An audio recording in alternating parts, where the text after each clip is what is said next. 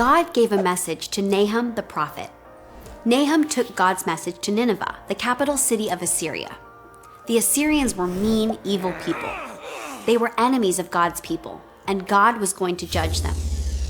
First, Nahum told the people what God is like. God is a jealous God. That means he wants people to worship only him. Only God deserves to be worshipped. When people worship created things, they are saying that those things are like God, but nothing is like God. Nahum said God punishes the guilty, those who do wrong. He is angry with his enemies, and he will judge them. God does not lose his temper. He is patient. He is powerful too.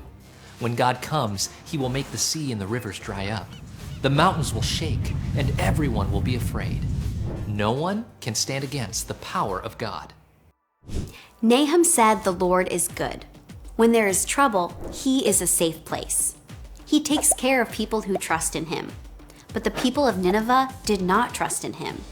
They were God's enemies, and he was going to destroy them. Then Nahum took a message to God's people. The Assyrians are strong and have big armies, but I will defeat them. You have been hurt, but you won't hurt anymore. The Assyrians had power over God's people, but God was going to set his people free.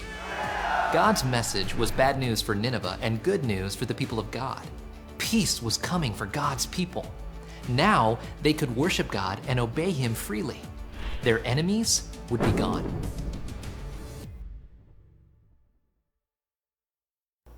Nahum brought a message of comfort to God's people, reminding them that God loves his people and will protect them from their enemies.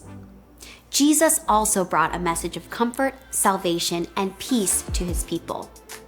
All of the enemies of God and his children were defeated at the cross. One day, God will finally judge all evil.